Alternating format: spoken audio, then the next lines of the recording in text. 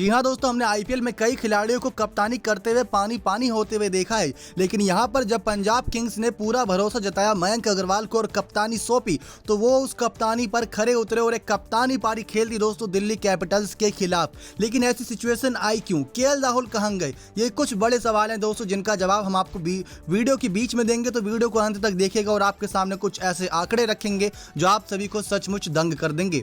सबसे पहले दोस्तों आपको जानकारी देते हैं दिल्ली कैपिटल्स और पंजाब किंग्स के इस मुकाबले के कुछ फैक्ट्स के बारे में। ये मुकाबला संडे के दिन शाम 7:30 बजे 2 मई को खेला गया। 7:30 बजे दोस्तों ये मुकाबला हुआ। उससे पहले उनका एक राजस्थान रॉयल्स और सनराइजर्स हैदराबाद का मुकाबला हुआ था, जहां पर राजस्थान रॉयल्स ने 55 रन से जीत दर्ज करी। और संडे धमाके वाले दिन में ये दूसरा मुकाबला था। दिल्ली कैपिटल्स ने टॉस जीतकर पहले गेंदबाजी का फैसला किया। नरेंद्र मोदी स्टेडियम अहमदाबाद में यह मुकाबला खेला जा रहा था।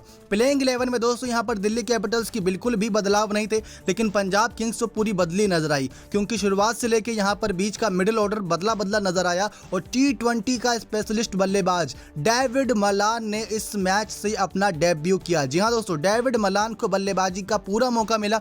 उन्होंने क्या करके दिखाया वो भी आपको वीडियो के बीच में बताते हैं। सबसे पहले दोस्तों आपको पूरे 11 खिलाड़ियों के नाम बता देते हैं। केएल राहुल की गैर मौजूदगी में मयंक अग्रवाल को कप्तानी सौंपी गई। केएल राहुल इस वजह से इस मुकाबले में नहीं खेले क्योंकि दोस्तों उनको एक गंभीर बीमारी हो गई है। वो बीमारी है अपेंडिक्स की। दोस्तों बीती रात इस मुकाबले से पहले केएल राहुल काफ़ी दर्द में थे, पेट दर्द हो रहा था।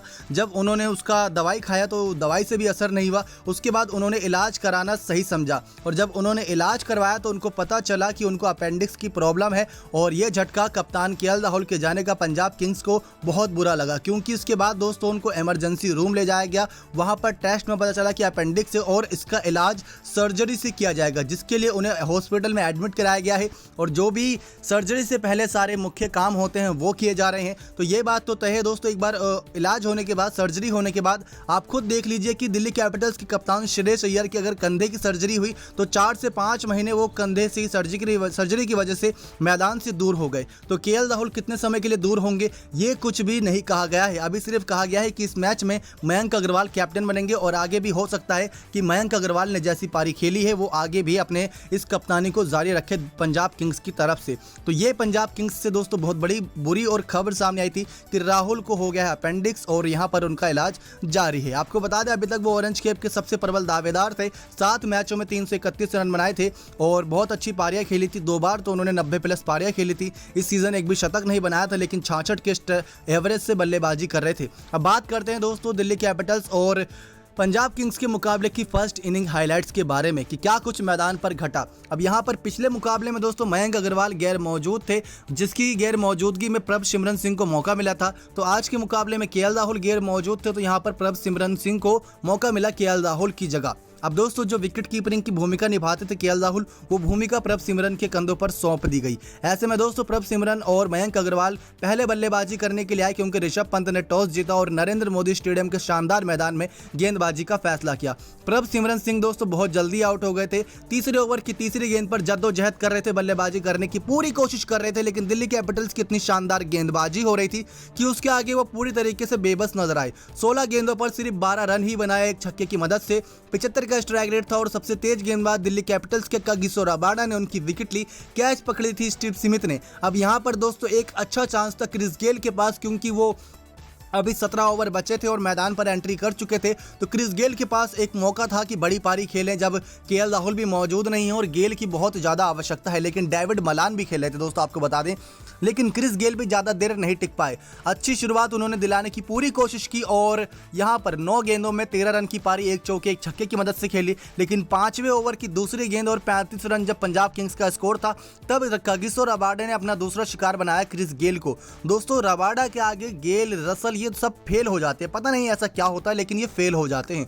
लेकिन अब यहां पर मैदान पर एंट्री कर रहा था इस समय का T20 का सर्वश्रेष्ठ बल्लेबाज डेविड मलान। जी हां दोस्तों, इंटरनेशनल में इसकी रैंकिंग नंबर 1 बताई जाती है। डेविड मलान ने एंट्री करी और आपको बता दें कि मैच की शुरुआत से पहले जो इनको कैप दी जाती है, यानी कि जो डेब्यूट कैप होती है, वो क्रिस गेल ने दी थी। अगर यूनिवर्स बॉस किसी खिलाड़ी को कैप दे रहे हैं डेब्यूट की, तो समझ लीजिए उस खिलाड़ी के अंदर भी बहुत ज़्यादा गुण भरे पड़े हैं, जो पहचान लिया है टीम मैनेजमेंट ने और उसका पूरा इस्तेमाल करना चाहती है। लेकिन एक कमजोरी डेविड मलान की यह है कि वो धीमे गति के गेंदबाजों के खिलाफ पूरी तरीके से एक प्रबल दावेदार नहीं बन पाते बल्लेबाज के रूप में।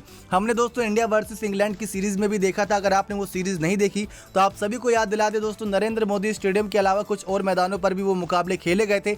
वहां पर भी डेविड मलान दोस्तों स्पिनर गेंदबाजों के आगे पूरी तरीके से बेबस नजर आए थे और इस मुकाबले में भी उन्होंने शुरुआत दिलाने की पूरी कोशिश की थी और कप्तान मयंक अग्रवाल जो क्रीज पर नाबाद पारी खेलकर खड़े थे, शुरुआत से ही उनका साथ देने की कोशिश की थी। एक पार्टनरशिप बनी दोनों के बीच, करीब 52 रन की पार्टनरशिप बनी, क्योंकि 35 रन पर जब दूसरा विकेट आया था क्रिस गेल का 5वें ओवर में, तो 13वें ओवर में डेविड मलान का विकेट आया था पहली ही गेंद पर, क्योंकि कप्तान ऋषभ पंत ने एक चालाकी चली, क्योंकि वो भी मौजूद थे इंडिया वर्सेस इंग्लैंड की सीरीज में और अक्षर पटेल ने कई बार शिकार बनाया था डेविड मलान को। तो 26 गेंदों में 26 रन की पारी, एक चौके एक छक्के की मदद से जो पूरी तरीके से बेबस हो गए थे धीमी गति के गेंदबाजों के आगे, अक्षर पटेल के हाथों अपना विकेट खोकर वापस जा रहे थे। लेकिन यहाँ पर कह सकते हैं कि डेविड मलान ने कोशिश बहुत ज़्यादा की थी अपने आप को इस मैच में सेट करने की, क्योंकि 20 गेंदों के बाद सब कहते हैं कि इनका स्ट्राइक रेट 180 से 200 का पहुंच जाता है। उसी स्ट्राइक रेट से बल्लेबाजी करते हम देखना चाहते थे, ताकि उन सभी के आलोचकों के मुंह पर चुप्पी सध जाए कि जो डेविड मलान को बताते हैं खराब खिलाड़ी, जिसकी वजह से पंजाब किंग्स ने इन्हें बेंच पर बिठा भी रखा था, लेकिन अपने आप को प्रूफ नहीं कर पाए डेविड मलान और अक्षर पटेल के हाथों विकेट खो बैठे। अगर यही इनकी कमजोरी है कि धीमी गति के गेंदबाज के खिलाफ ऐसे ही बल्लेबाजी करेंगे, तो ये हर टीम के खिलाफ ऐसे ही मात खाएंगे, क्योंकि हर टीम के पास कोई ना कोई धीमी गति का स्पिनर ऐसा मौजूद है जो इनकी विकेट आसानी से चटका लेगा। तो डेविड मलान को अपनी ये कमजोरी दूर करनी होगी। और उसके बाद दोस्तों डेविड मलान के बाद दीपक हुडा और मयंक अग्रवाल के बीच तालमेल बिल्कुल नहीं देखने को मिला। दोनों एक ही तरफ रन लेने के लिए दौड़ पड़े और जो 13वां ओवर था उसी में ही दूसरी विकेट गई दोस्तों दीपक हुडा के रूप में। दीपक हुडा और मयंक अग्रवाल ने यहाँ पर कह सकते हैं गड़बड़ी कर दी। दोनों ही एक तरफ रन लेने के लिए दौड़ पड़े, दोनों ही अपने आप को बचाना चाहते थे, लेकिन जब रन आउट कर दिया हैट मार के थ्रो ने अक्षर पटेल के उस ओवर में, तो बिग स्क्रीन पर देखा गया कि पहले दीपक हुडा से मयंक अग्रवाल पहुंच रहे थे क्रीज के अंदर और दीपक हुडा जस्ट उनके पीछे थे, यानी एक ही क्रीज की तरफ दोनों ही बल्लेबाज दौड़ पड़े थे। इसी का फायदा दिल्ली कैपिटल्स के फील्डरों ने उठाया और हैट मार अक्षर पटेल की अच्छी तालमेल की वजह से दीपक हुडा को रन आउट कर दिया गया। शाहरुख खान दोस्तों बल्लेबाजी करने के लिए आए। शाहरुख खान की दोस्तों ये दूसरा मैच लगातार है जहां पर ऐसी दिक्कत आ रही है कि जब कोई नहीं खेलता तो शाहरुख खान खेलते हैं, लेकिन जब सब खेलते हैं तो शाहरुख खान अपना बल्ला पीछा कर लेते हैं। अगर यहां पर मयंक अग्रवाल के साथ शाहरुख खान की एक पार्टनरशिप जो जुगलबंदी है वो देखने को मिल जाती तो दोस्तों दिल खुश हो जाता, क्योंकि 17वें ओवर की दूसरी गेंद पर जब टीम का स्कोर 129 था तब विकेट गिरा था शाहरुख खान का। उम्मीद ये की जा रही थी दोस्तों कि शाहरुख खान मयंक अग्रवाल के साथ मैच का अंत कराएंगे नाबाद रहकर, क्योंकि इसके बाद ज्यादा बल्लेबाज बचे नहीं है, सारे बिग हिटर बचे हैं।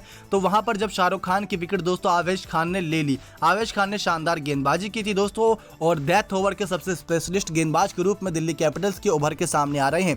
क्रिस जॉर्डन दोस्तों आए थे बल्लेबाजी करने के लिए, लेकिन जाबाड़ा ने तीसरा शिकार क्रिस जॉर्डन को बनाया, 3 गेंदों पर 2 ही रन बनाया था। ललित यादव ने इनकी कैच पकड़ ली थी, छक्का मारने की कोशिश थी। हरप्रीत बराड़ दोस्तों ये हमारे वही पंजाबी सरदार जी हैं जिन्होंने पिछले मुकाबले में एक गजब की पारी खेली थी और गजब की विकेट ली थी, 3 विकेट, जिसमें ग्लेन मैक्सवेल, एबी डिविलियर्स और विराट कोहली का विकेट शामिल था। 2 गेंदों पर 4 रन इन्होंने बना दिया, 200 के स्ट्राइक रेट से बल्लेबाजी करी। लेकिन दूसरी तरफ मयंक अग्रवाल दोस्तों 58 गेंदों में 99 रन की 8 चौके 4 छक्के की मदद से एक कह सकते हैं कि शतक से चूक गए। एक ही दिन में 2 शतक हमें देखने को मिल जाते। पहला तो दोस्तों जॉस बटलर ने दिन वाले मुकाबले में करीब 64 गेंदों में 124 रन बनाए थे, यहां पर दोस्तों इन्होंने 58 गेंदों में 99 रन बना दिए।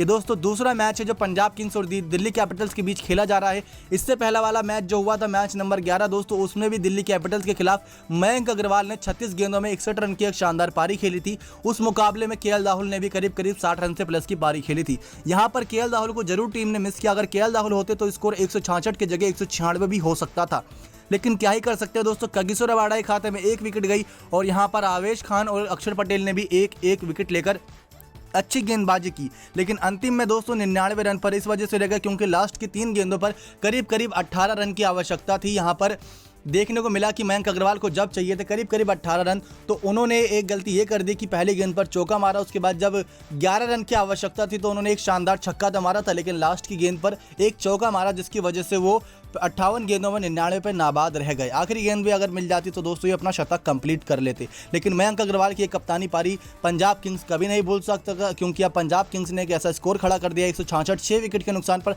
जिसको दिल्ली कैपिटल्स को चेस करने में काफी परेशानी होगी। क्योंकि सामने गेंदबाजों की बात की जाए दोस्तों तो उनके पास भी Chris Jordan, Harpreet Brar, Riley Meredith, Ravi Bishnoi, Mohammad Shami जैसे गेंदबाज मौजूद हैं। दीपक हुडा भी गेंदबाजी करते हैं, लेकिन दीपक हुडा से कितनी गेंदबाजी कराएंगे वो तो कप्तान मयंक अग्रवाल पर पूरा निर्भर करेगा।